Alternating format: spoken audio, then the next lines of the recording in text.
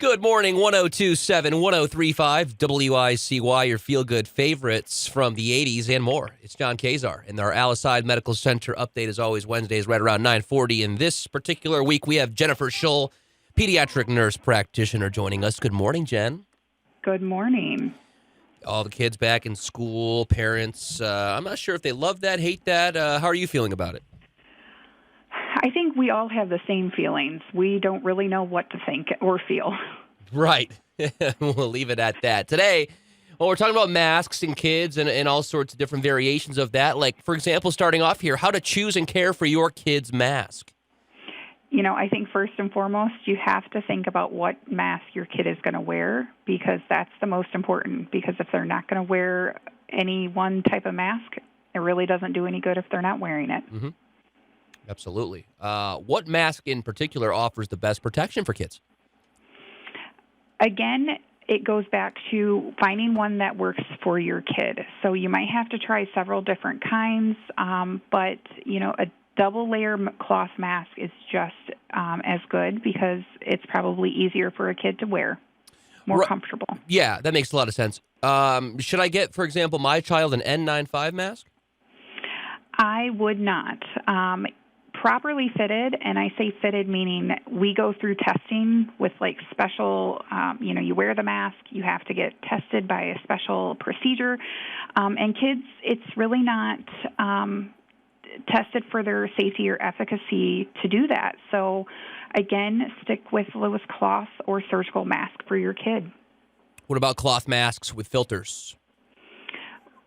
Do your research. Make sure whatever mask you are purchasing, if it does have a filter, make sure you know what kind of filter it is. Is it going to work? Smaller filters aren't always the most effective at keeping, extra particles out. So I would stick with a cloth mask again, something at least double layer. Yeah, we talked about how, we want our kid to be comfortable in the mask so they wear it longer. How do you get a child to wear a mask all day? Making it fun, so if you can get a mask that they can decorate, that helps.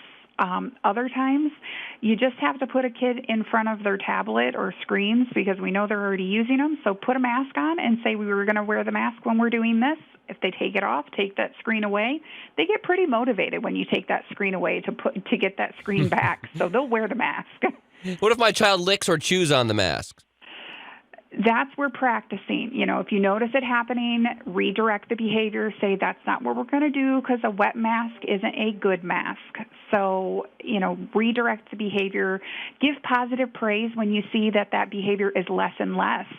Tell the kid, I'm really happy to see you're not licking your mask. I'm glad you're keeping yourself safe. Sure. Okay, my last question, this is kind of a big one. How often should I change or wash my child's mask?